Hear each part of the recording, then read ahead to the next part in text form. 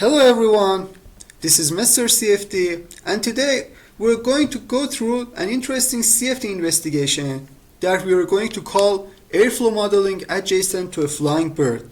So, what makes this specific project interesting from a scientific perspective rather than a fun CFD test case? So, in order to answer this question, we're going to at least see this problem through two different perspectives. From the first perspective, consider yourself as an environmental scientist whose objective is to study the sickness spreading or an illness spreading during the migration seasons when birds are flying all together inside groups. So, if one of them is going to be sick, how would this sickness going to affect others, especially during their flying, which there might be significantly vulnerable? So in order to understand that and answer these questions, what we're going to do is that we're going to model these birds flying, and by doing so we could calculate and we could observe how the airflow would travel from a sick bird to those that are flying with him. So this simple problem might be extremely important for us, since coronavirus proved to us that birds' sickness, and more importantly, animals' sickness, might be extremely hazardous to human health. So from an environmental scientist perspective, this problem might be an answer on how to prevent an environmental crisis. And this is just one of the perspectives I've told you about. From another perspective, consider yourself as an aerodynamic, an aerospace engineer who's trying to perfect performance of a flying object.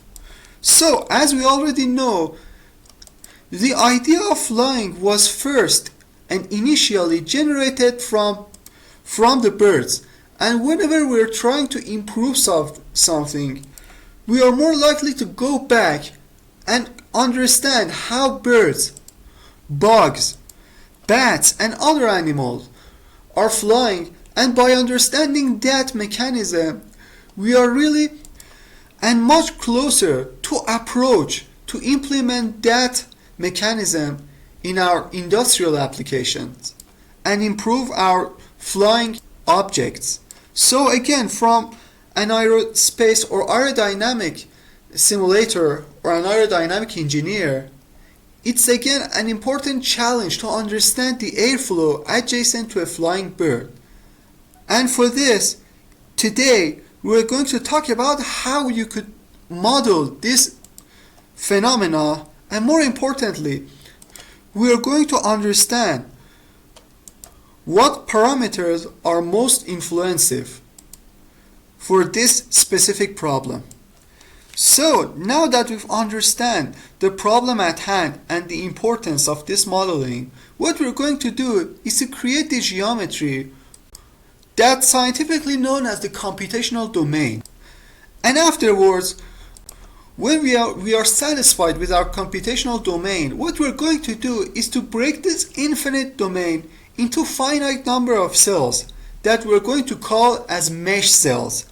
And then we're going to call this process meshing. And what meshing literally means is that instead of solving an equation in an infinite domain that would be impossible, we're going to solve that equation in a finite number of cells, and by doing so, we could approximately calculate the results.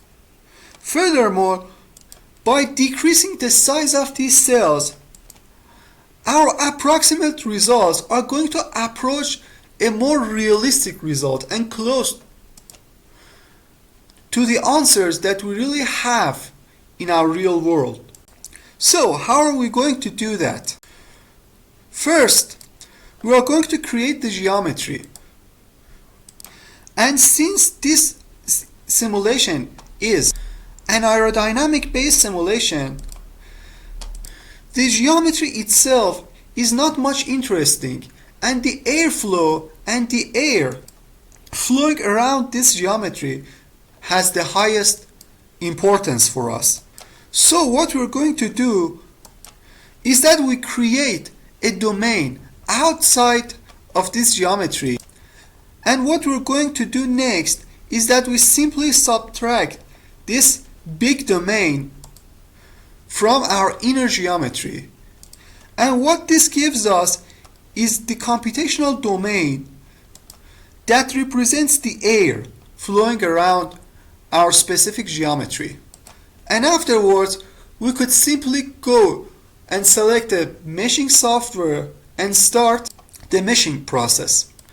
As you can see, in this problem, our geometry is in fact a bird, and our computational domain would be a large rectangular domain that would represent the air adjacent to this bird's body. As shown in this slide, the bird is located at the middle of this rectangular domain. That the blue face represents the inlet and the outlet is represented by the red surface. Also, the gray faces are considered the symmetry condition. The reason for that is the fact that the airflow far distant from the bird's body does not really affect by the birds flying. And since we're going to solve a PDE, we're going to need to define every variable inside our domain. And also we don't know how the air is going to respond and react close to our bird's body. So what we're going to do is that we make a huge distance between the body of interest, which is the bird in this problem, and the boundary faces, and by doing so our boundary faces would not be affected by the fluid flow variation close to the bird's body. And by doing so, we could easily consider this geometry and this part of geometry, these gray faces that you could see in this figure, unaffected from the flow domain. So what we're going to do is that we consider all the variable in these faces, in these gray faces, invariable to the changes, which physically means that the gradients are zero. So, as you know, the symmetric condition also implies that the gradients are zero. So that is why we consider all these gray faces a zero gradient. However, as you see, it does not mean that necessarily this geometry is symmetric. But what it means is that we've located the boundaries so far away from our bird's body that the variations of our variables are removed from the boundaries. And this is an essential remedy that we need to go when we are going to simulate an aerodynamic based simulation and modeling. And in this slide, a discretized domain on this bird body and all other first faces is depicted. And as an important and significant step, you must always remember, for aerodynamic problems, what really important is to calculate the drag values. And in order to have valid results for these kinds of parameters, we need to use small elements on the faces of interest, and also we need to calculate the results close to these faces. So a boundary layer mesh and a high quality boundary layer mesh is at the highest priority. And as you see in this study, 5 layers of prism elements that are going to represent our boundary layer meshes have been generated to take care of this issue. Besides the grid independency process and using the smaller cells around our geometry, the next important thing about aerodynamic based simulations are the fact that we are going to have a turbulent flow, really turbulent flow. There are no boundaries that cover this turbulency and reduce it. You see, for these reasons, our domain, our wall, our important walls at least, should have a wipe loss as low as possible. And maybe the best situation would that be our wipe loss would be close to 1 for a majority of cells at least.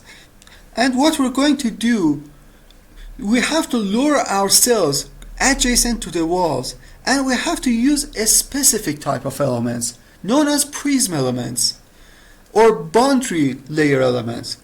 Why are these elements important for us? Because these elements have been designed so that they are always parallel to our surface walls. Why?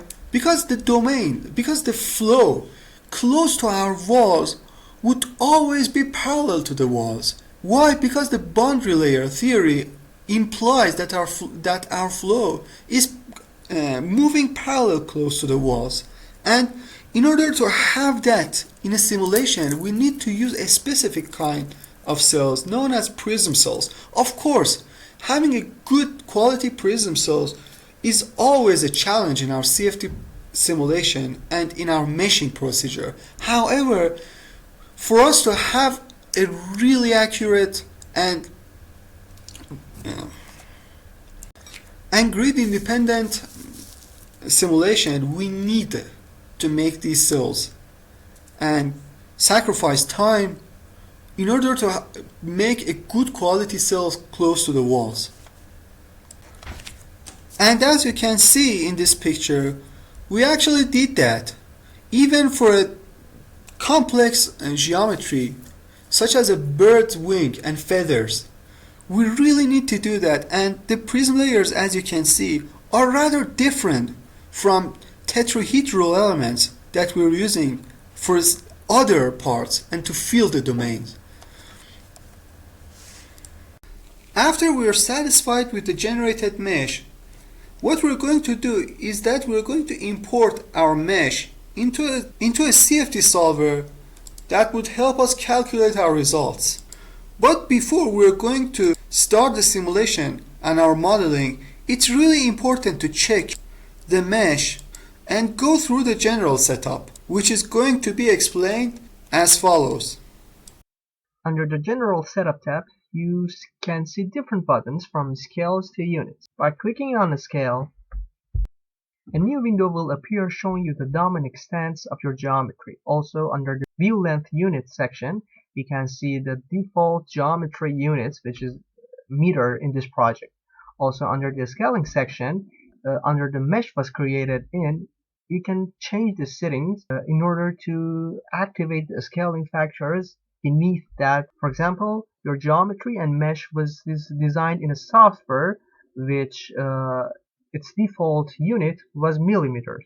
By activating these scaling factors, you can change this factor to your desired factors in order to set the length to the appropriate unit. By clicking on check button, you will see that under the console tab, the Fluent software will start to check your mesh for any errors. Also, by clicking on report quality, again in the console tab, the Fluent software will give you the quality report for your mesh. For example, you can see the maximum aspect ratio of your mesh, maximum orthogonal quality, and etc. By clicking on display button, a new window will appear which you can see different parts of your geometry. Now in the appear window, which shows you the names of the different parts of your geometry, you can click and select each part and then click on display so that the software will show you that part. Now there are several assumptions taken into account for this project. First, the type of our solver is defined to be pressure-based since we are dealing with incompressible flows. Second, we have selected the absolute formulation for velocity. And third, we have selected transient time study since we are dealing with a time progressing phenomenon. Also, we have enabled the gravity and its value is equal to -9.81 in z direction. By accomplishing the general setups, we are ready to start our simulation and set up our models. What setup modeling means is that we are going to select some mathematical models that are going to represent physical variations that occurs in the real world. So for a variety of aerodynamic simulations, what happens in the real world physics is an incompressible isothermal fluid flow with a turbulent nature. And in order to implement this in our computational software, what we are going to do is to go to Viscous tab and select an appropriate turbulence model. Afterwards, we're going to select a material that represents the material in our domain, and then we're going to continue the simulation. But as you go through these menus, what you're going to see is that there are a variety of turbulence models for our problem. These models have been sorted out from low accuracy to extremely high accuracy models. Regarding the low accuracy models, such as Sparlot-Almaras model, which solves only one equation to represent the turbulency of the flow, to the LES simulation that solves large eddies inside the problem. But again, how could we choose an appropriate turbulence model? So for aerodynamic problems, it has been found that K-epsilon models are going to act poorly close to the walls. Also, high accurate models such as LES, DES, and even SAS models are going to cost us huge computational load since they require intensive amounts of mesh. In this regards, the two appropriate models that has been used in aerodynamic applications are the Sparlot-Almaras and K-omega family of models. However, it has been found that Sparlot-Almaras model might lead to overestimation of turbulence production close to the walls, and again acts poorly for high strain flows. So, Sparlot-Almaras model could be used for initial stage of solution in order to improve the convergence. However, it could not be employed as the primary model to calculate fluid flow results. So what we are going to stick with is the K-omega models. However, inside the K-omega family of models, it has been found that SST K-omega or SST variation, known as shear stress transport, is the most efficient model for calculating both near wall effects and the core flow effect. And for this reason, we're going to stick with the K-omega SST variation of K-omega models. Also, ANSYS FLUENT offers variety of remedies such as production limiters in order to improve the model's performance if the situation required. And for the cases that a valid experimental values exist, the user could also go through and change the model coefficients in order to capture the best performance of K-omega SST and other models inside the ANSYS FLUENT. So as a summary, we're going to select K-omega SST for this problem, and since isothermal condition has been considered, no further variation and remedy has been involved. However, if we had experimental values, we could have used the model's coefficient and alter them to fit the CFD results with the experimental values. Regarding the choice of turbulence models, ANSYS FLUENT offers variety of models, from one equation models such as Sparlot-Almaras, two equation models such as K-omega and K-epsilon family models, and also some high-level models such as large eddy models, large eddy based models, and hybrid models. So, among all of these methods, we're going after K-omega SST. Why? Because this specific method has been developed for aerodynamic based simulation and is able to capture the wall effects significantly accurate than models such as Sparlot-Almaras or K-epsilon models. Also, models such as LES and scale adaptive models such as SAS might be more accurate than K omega SSD, but on the downside, we need a high resolution grids and we need really small elements in order to represent the eddies. And they are based on other concepts of turbulence modeling, based on spatial filtering, not temporal filtering. And for these reasons, we cannot have a steady state simulation when we are using models such as LES or SAS. So K omega model is the best choice from this panel. Also, we can have other selections such as options such as production limiters that checks how the turbulent flow and how the production of turbulency close to the walls could behave. We could add a limiter to reduce the generation of turbulence close to the walls if our simulation somehow misread the turbulence generation close to the walls. Also, we could use some low Reynolds corrections, and we could also adapt and change the model's constant to our use. So these options are available for more accurate simulations and when we have an experimental results that we need to fit. And that's about the turbulence model and incompressible flow modeling.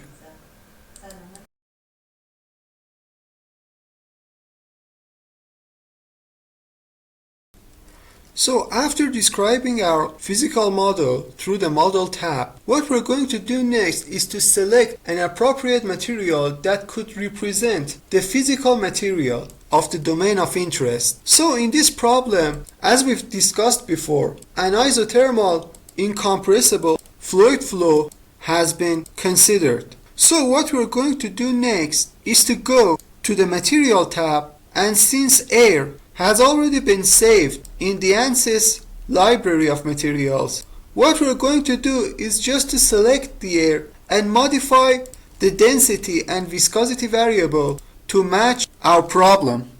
It must be noted that if energy equation was considered, other parameters such as thermal conductivity and specific heat could have been modified inside this panel.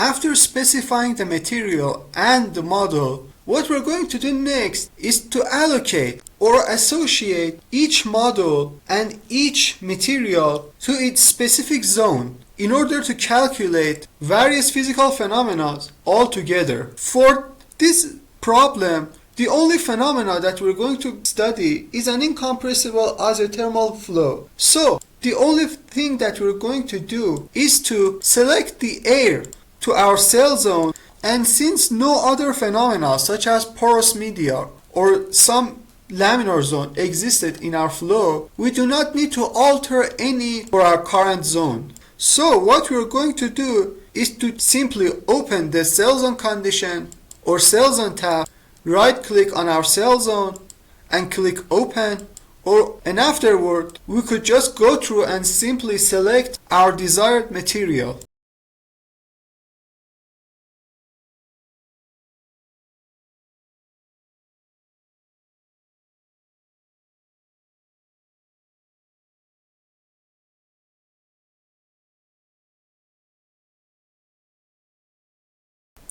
After assigning a valid material and valid models for our cell zones, what we're going to do is to specify the boundary conditions of the problem at hand.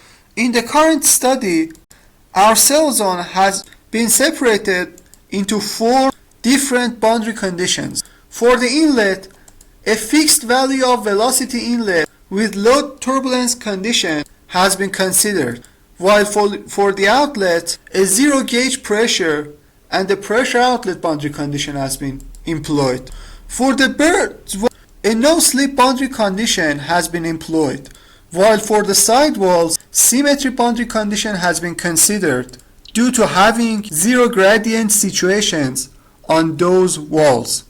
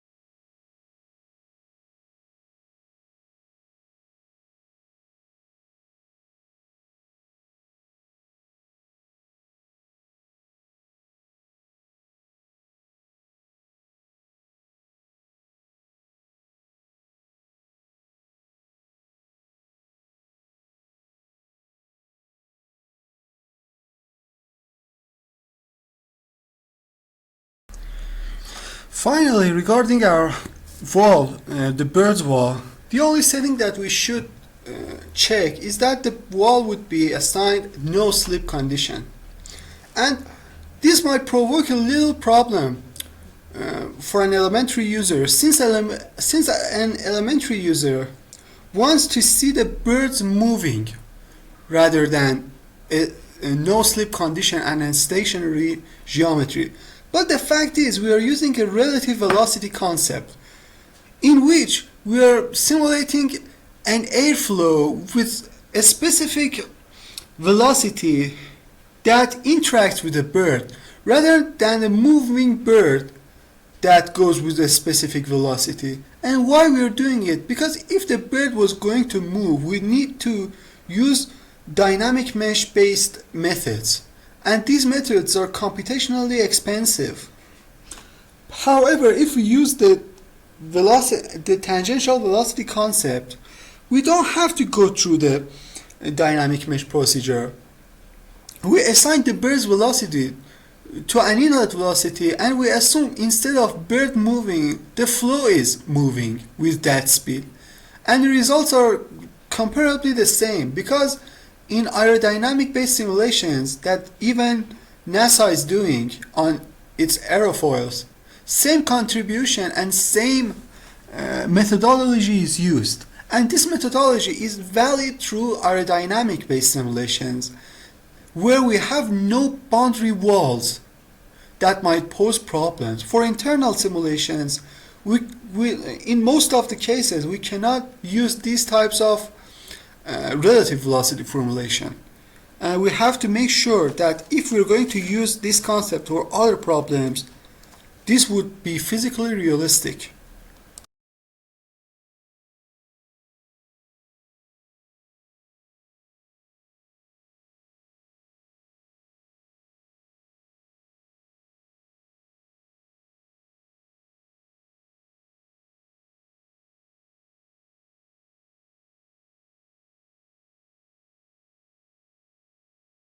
By applying a valid boundary condition, the problem has been defined fully for the software to begin the simulations. However, the software still needs to know how to solve the discretized equation. And in order to give those information to the software, the method options must be selected appropriately. Finally, regarding the choice of our discretized variables, we must always end the solution with a second order accurate discretization. Why? Because our equations themselves have been defined by second order derivatives. So a first order derivation and a first order approximation would lead to highly dispersed results. However, if we start our solution with a second order accuracy, we're going to confront numerical instability and convergence difficulties. So as a solution, it's better to start our simulation with a first order accurate discretization, and after partial convergence has been observed, we could go back and switch the discretizations to a second order accurate. Also, one can select both coupled procedures or segregated procedures for the pressure velocity treatment. But as a tip, user must always remember that coupled treatment of velocity and pressure would lead to better convergence. However, it significantly increases the solution time as the mesh counts increases.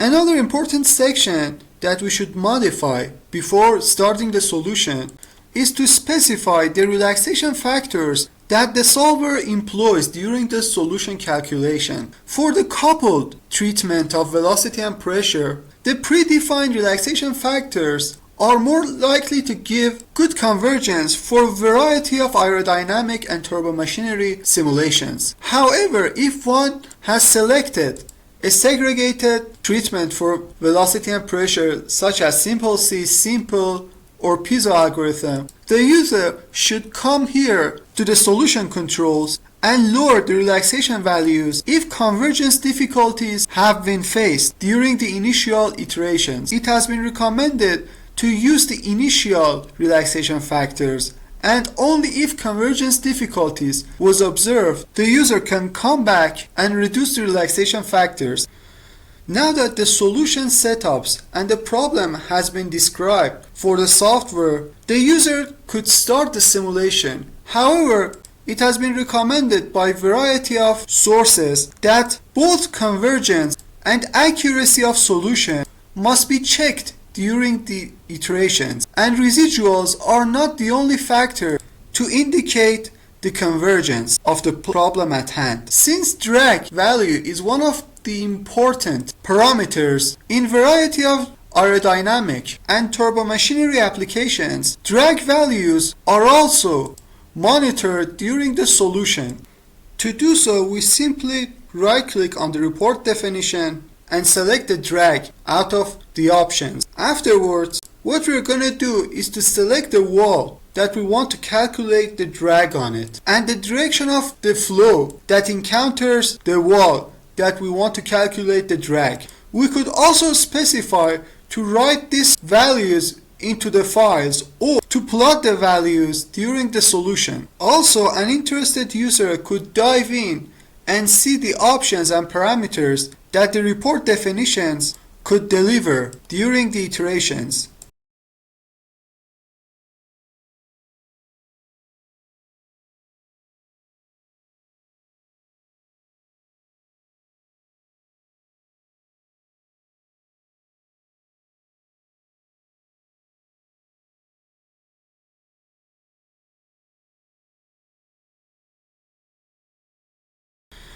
So by following the exact steps through the described pattern, the one last thing that we're going to discuss will be the solution initialization and run calculation tab. So what solution initialization means is that we pre-allocate the variable to some value that might be suitable to start the simulation. These initializations are in fact the guesses or the initial approximations of the results that we have allocated for the cells. So the closer the values to the final results, better convergence and lower computational load would be imposed. Fluent software offers two methods for the initialization of the variables.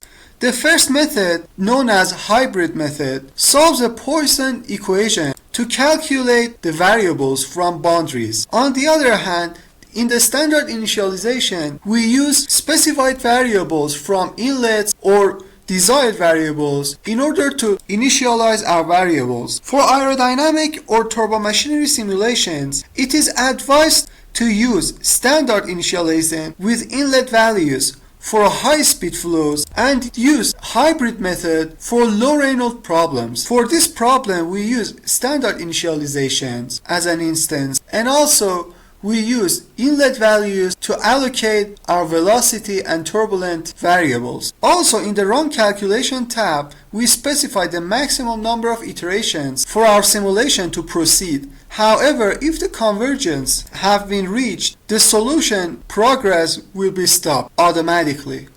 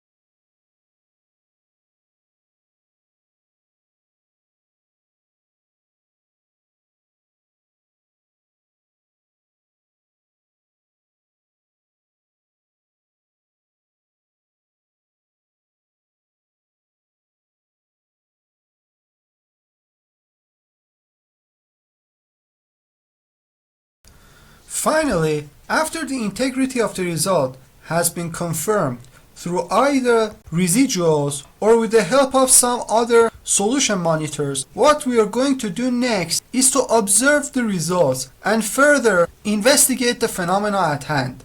In order to do that, we could either use the Fluent software or we could export the result to other softwares such as TechPlot, CFD Post, or ANSYS.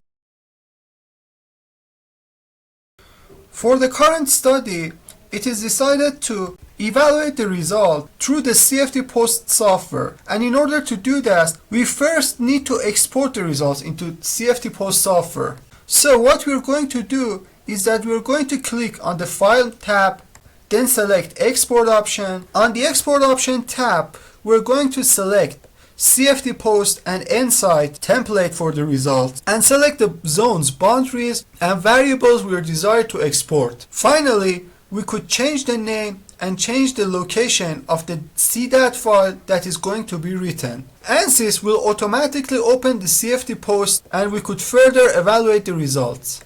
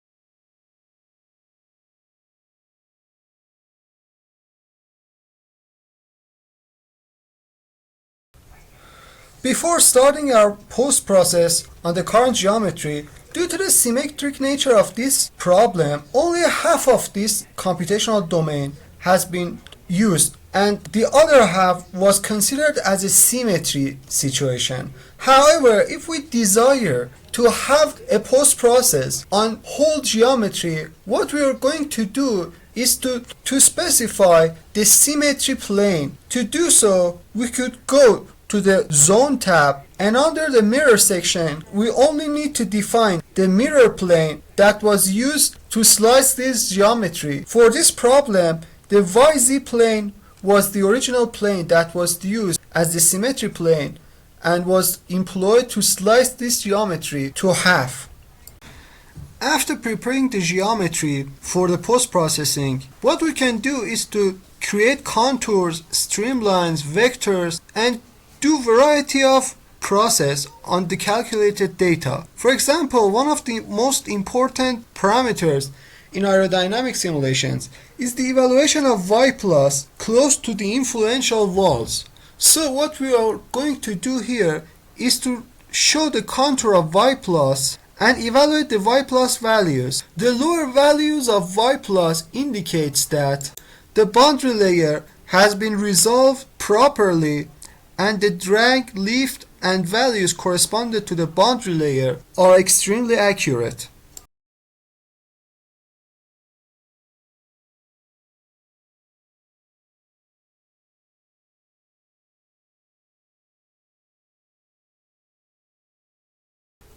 Well, in aerodynamic or turbomachinery problems, one of the sensitive results is the y plus value. So, briefly, y plus value are representatives of the quality that we are resolving boundary layer. A y plus value of 1 between 10 at maximum has been recommended for extremely sensitive simulations where we want to locate the first prism layers inside the laminar sublayer of the viscose layer.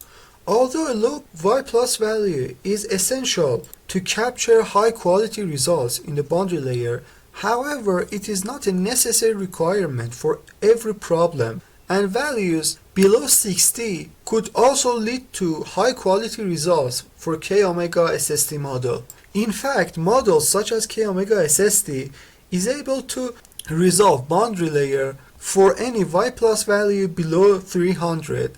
However, again, if one desires to have extremely accurate results for parameters such as drag, lift, and generally parameters that are more likely to be calculated in the boundary layers, it is recommended to keep the boundary layer below 5.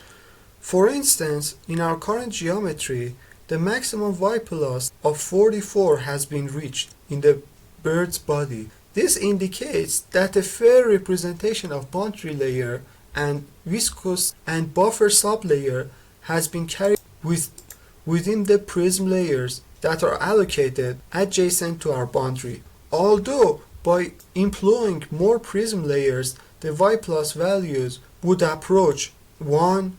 However, it must be noted that the quality of the mesh and the number of our elements would increases as our boundary layer cells increase. So there's always a balance of element number, quality, and y plus values. Finally, beside drag force or y plus values, other physical variables such as velocity and pressure that usually make more sense to us could be evaluated through post-processing, and results could be further interpreted from these variables.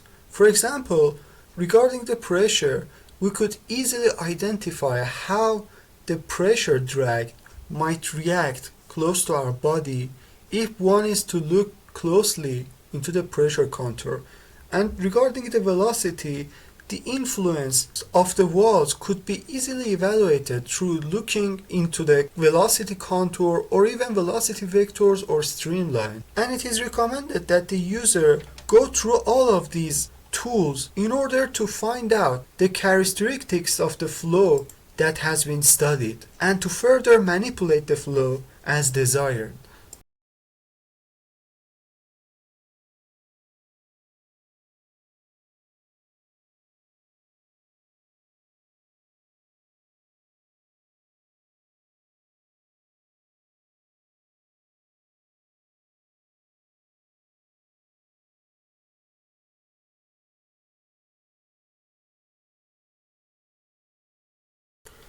So that is all, and I hope you've enjoyed this simulation and understand the basis of the aerodynamic and turbomachinery simulations. To further simplify the setups, a brief guideline of the settings that we've been through in this study is presented in the below table, and I hope you would recreate this geometry or the simplified version of this geometry and carry out the simulation that has been discussed here and have an awesome CFD experience. Thank you for your attention and good luck.